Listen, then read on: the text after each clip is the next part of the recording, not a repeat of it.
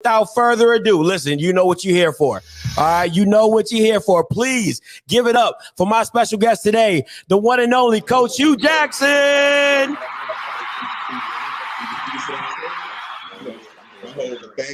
What's up, Coach? Talk to me.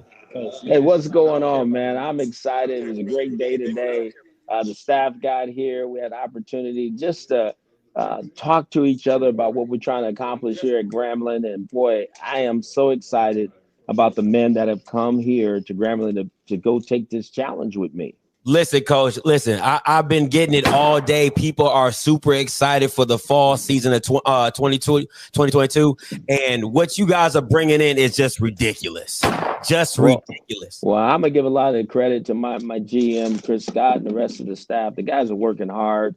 We're trying to identify G-men, guys that can come here and not only play football, but also go to school and do great in the classroom, because that's part of it as well.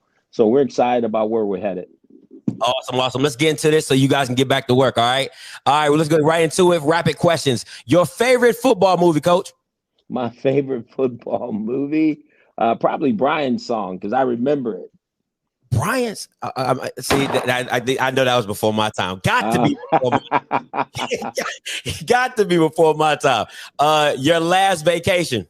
My last vacation was probably to the Bahamas. Ooh, that sounds nice. I like that. All right. What is something that Grambling football folk, people would never guess about Coach Hue Jackson? Wow. What would they never guess about me? That I'm probably OCD when it comes to cleanliness. Okay. Any pregame rituals or routines that you have to do before a game, before you coach and before you step out in the field, something you have to do? Man, gotta have a pancake, egg over easy, and some bacon. Easy, like cook light. Is it cook light? We cooking the bacon light? Absolutely. All right, that's what's up. All right, let's get into these questions though, Coach. Let's go way back. All right, way back. All right, who got you into coaching? Well, the person that got me into coaching was probably a man by the name of Willie Ray Johnson. You know, he's almost like a father figure to me, but he was my coach in basketball and football. And so I was always at his house with his son, D'Artagnan Johnson. So we were like brothers. So he really showed me the way when it came to playing football. Man, that's nice. And look where you at now. I mean, all levels up and down. Now, you recruited Carson Palmer, former #1 pick at USC. What did you see in Carson at the time coming out of high school that made him special? You know, it was really interesting. When I recruited Carson, it was almost looking at Troy Aikman play quarterback. Ooh, wow. He just had that prototypical passing motion. There wasn't a throw that he couldn't make. He had speed in his drop. He had torque in his throw. Boy, what a tremendous player he was. Now you've been, first of all, great. Troy Aikman is the man. I'm a Cowboys fan, so trust me. You've been called a quarterback whisperer. When recruiting QBs, what are you looking for in the traits, in the physical attributes, and what do you feel you can coach? You know, there's a lot of traits you look for. You know, does the guy really have true arm talent? Can he make all the throws, you know, everywhere on the field? Some guys can only throw the deep ball. Some guys can only throw the quick game. I like a guy that can throw the ball in all areas of the field. I like a guy when it's third down that can make plays, because that's the money down, right? That's when everybody's trying to get you off the field. Can you make plays under duress? And is he a leader? Can his talent, you know, supersede everybody around him and get them to play at a whole different level? I think those are the quarterbacks that are special in football. Now, let me counteract this question with one. Now that the quarterbacks have gotten smaller, Kyler Murray's, Russell Wilson's, are you still in the measurable aspect of you want somebody to be 6'2", 6'3", 6'4", or are you just looking for a player that can play the position at the way you need it? You know, there's outliers everywhere in every position, right? But I still think big beats little. I believe that in my mind, and they have nothing against the smaller guys. If they can play, they can play. Okay. But I just know that, you know, when you really talk about the physics of it all, big is going to beat little more time than not. But I'm looking for a guy that can play the position the way I think it should be played. That's what I really look for more than anything. Awesome. And last, we're going to get one more question for the next section. How did you get your first NFL position job? I got my first NFL position job after leaving USC. I was a coordinator there for John Robinson. We were going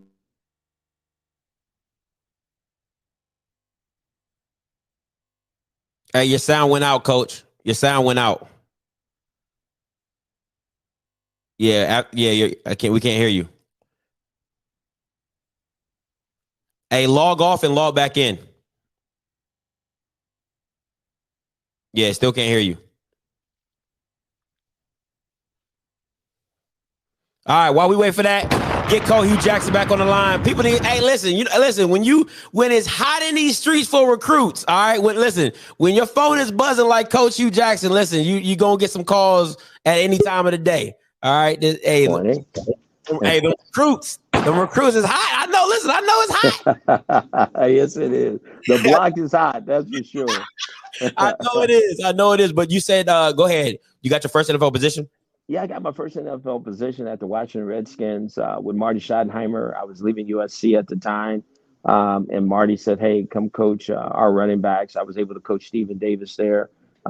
He led the league. Matter of fact, he broke the Washington Redskins record for rushing that year. So that was a good year for me. Thank you. All right. So this next section, coach, is called Who Is Out of Your Career, Who You Seen, Who You Coach. You give me an athlete. All right. Who is the best athlete you've seen or coached? Oh, wow. Best athlete for me would probably Chad Johnson. Oh, Ocho Cinco. Let's go. Yeah. And the last one is, who had the biggest arm you've seen or coached? The biggest arm I've seen is definitely Patrick Mahomes. Okay. I've watched him standing flat-footed with just torque in his body, throw a ball about 74 yards. I'm assuming that was just straight warm-up. It was after the workout. He just stood there flat-footed, and there's a drill that we do to see how far a guy can throw the ball flat-footed, and he just used torque in his hips and his arm and just launched it, and the ball went 74 yards. Woo. Yeah, he's the real deal. Now, you have coached in the 80s, 90s, 2000s, not trying to show your age, but how has the game changed as well as the players in different eras? Well, what's interesting is that, and I think it's true, the minority quarterbacks have really come to the forefront, since all this has started. I mean, some of our better players are our young minority quarterbacks. And you can't take nothing away from Tom Brady. Obviously, he was a great player and still is a great player, and Aaron Rodgers as well. But boy, when you look at it, the minority quarterbacks have really taken center stage, since the football has really started to change that way. And then you look at the style of play, it's more wide open offenses. Yep. The quarterbacks are running around a little bit more. They understand they better get down in the National Football League. Exactly. But you're watching more NFL teams mimic some of the college schemes that are out there now. Yes, sir. And that it seems like a more wide open game as they call it. Now, your time at the NFL goes closed, and you get the position, and you get the offer the position of Tennessee State offensive coordinator. What made you interested into coming to Tennessee State with Eddie George and taking that position? What was Eddie George? I mean, you just said it. I mean, I've always admired Eddie from afar. And the fact that he wanted me to come be one of his lieutenants there at Tennessee State, that was exciting. I'd been out of football a little bit, and I wanted to get back in. And boy, to do it at an HBCU really whet my appetite for where I am today. So I was very thankful for the opportunity. That's what's up. Shout out to Eddie George for that one. All right, because Grambling probably got one in the rough after that. When are you looking? What are you looking for in a Division I athlete? What are traits and kids needs to have to play for you? I say it all the time. I don't think talent fits everywhere. So there's a certain type of player we want at every position, and we really profile our players. Obviously, we want big, long, athletic offensive linemen that are physical. We like backs that are special guys. And when I say that, not just guys that play 1 down or 2 down, but guys that can play 3 down football, but guys that can stick the ball into the end zone. We want receivers, I truly believe, big, throwing the big. I don't care if it's a National Football League, high school or college is unstoppable. So I like big guys, and I like big guys throwing to them. On defense, we got to rush the passer. So you got to have enough pass rushers, and you got to be able to cover. So you got to have corners that can cover all day. So there's a certain type of player that we look for here at Grambling, and that's what we're going to build our football team with. And it seems like if anybody knows any of the recruits that you're bringing in, everything you said has literally been ingrained in your recruits. The 6'5" Bordeaux kid, Maurice Washington coming in. I mean, you just have big kid after big kid after big kid, and I mean, you probably literally your wide receiver room is probably 6'4" and above. Like big beats little any day. Oh yes, it does. Yes, it does. Now, how have you been able to get these kids from California to Louisiana? I'm a Maryland kid, so I'm an East Coast kid, West Coast kid. But how do they believe in you to say, you know what, I'm gonna come down there to Grambling and just kick it with you, Coach? Well, I think what we're selling first and foremost is the Grambling experience. I mean, I tell people this all the time. There's 4 Hall of Famers that played here.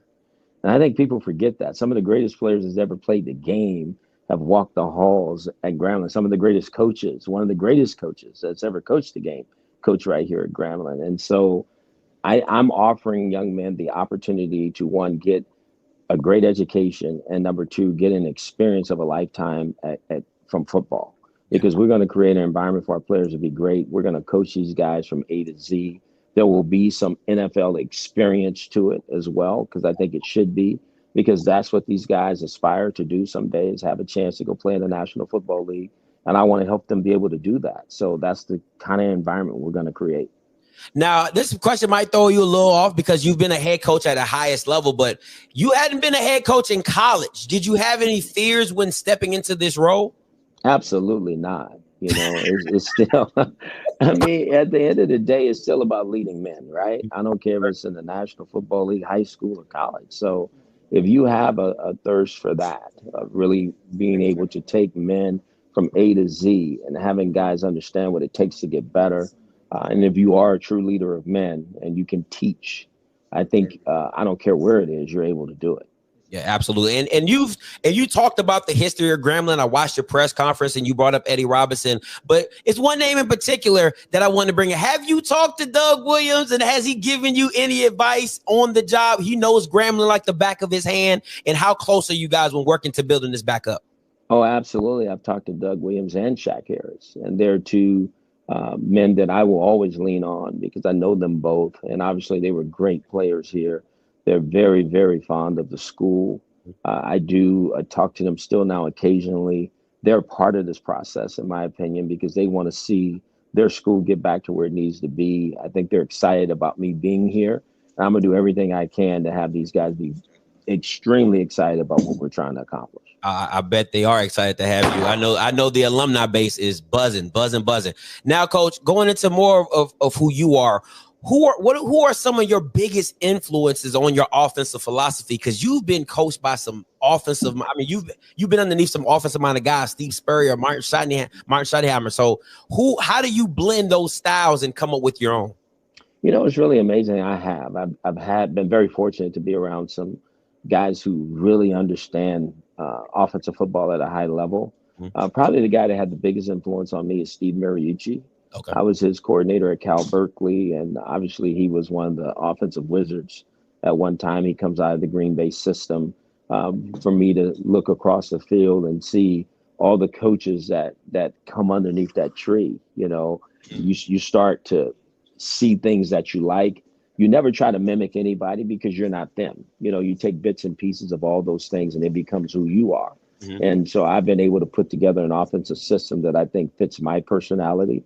And I like what we do because we try to showcase the players' talents and abilities. It's truly about the players. It's not about me. It's not about Hue Jackson's system. It's about what our players can do.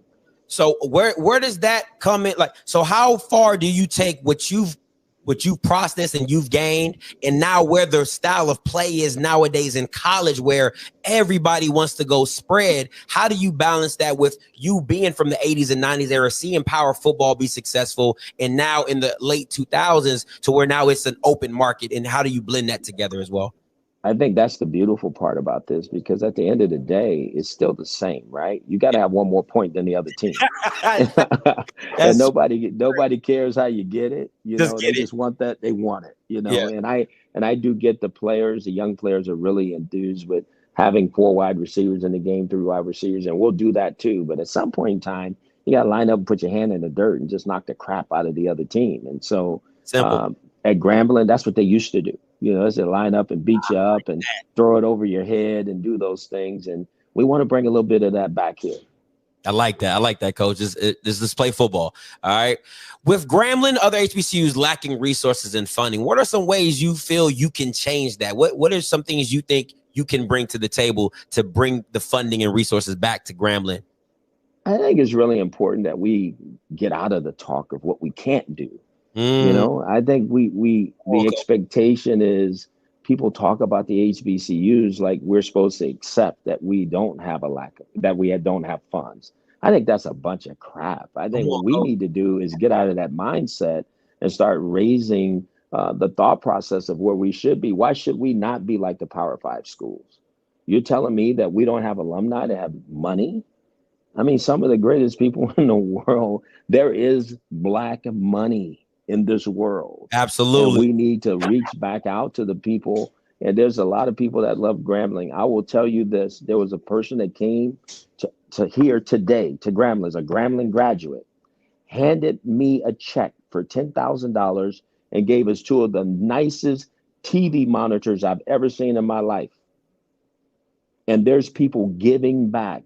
And that's what the expectation is, and that's what it should be. The lack of resources, I think, is because I think we're scared to ask. I'm not afraid to ask for help. I'm not afraid to say our players need these things and they deserve these things. I think the buildings that we're in should reflect the value of that we feel towards our players.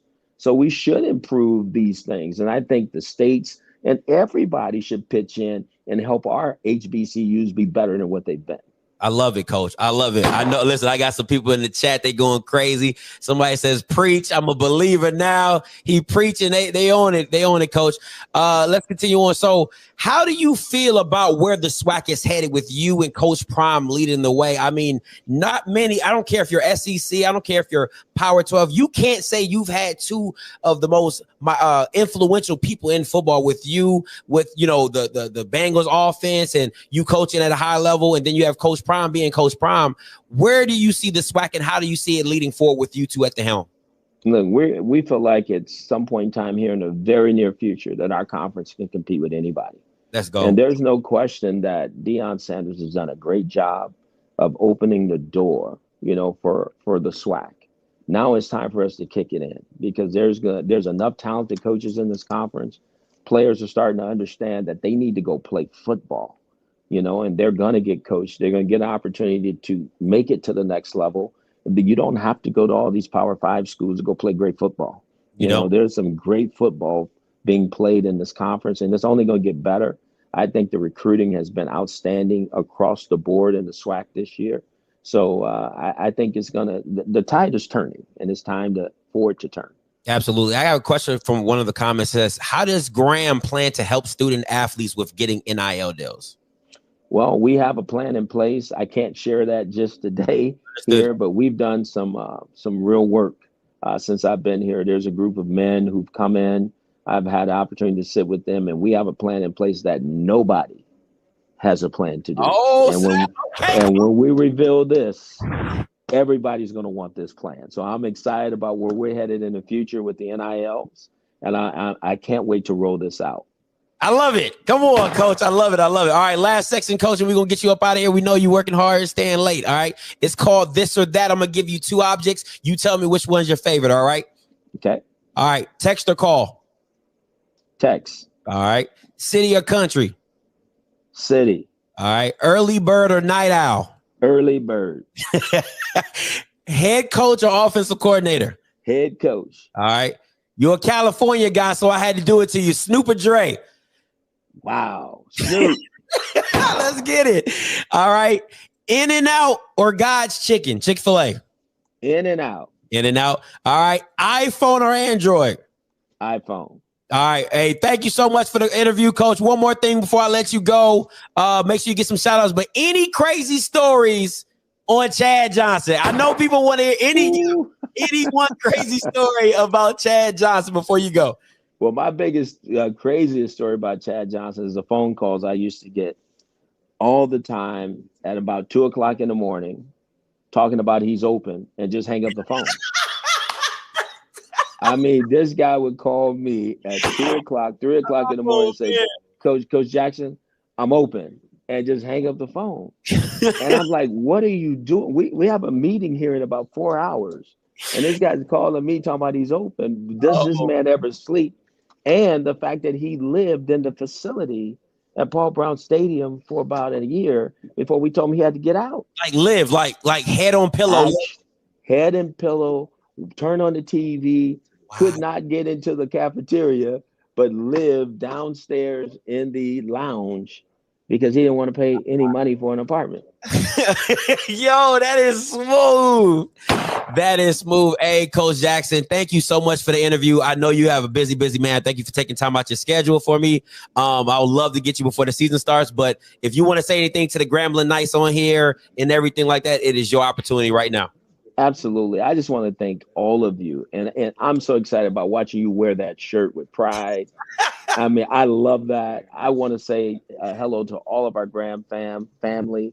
I'm excited about being your head coach, about leading this team, these student athletes. I promise you this, we're going to give you everything we have. We're just getting started, and we're excited about what the future holds. But, boy, come out and support us. Help us any way that you can, because we're going to do everything that we can to get this school back to where it righteously belongs, which is the best among the HBCUs. Hey, Coach, I know they're going to support you and they're going to give you everything you got because you're going to give them everything you got. Appreciate you, Coach Jackson. Take it easy. Get some more recruits. I know they're waiting for them. Thank you so much. All right, peace.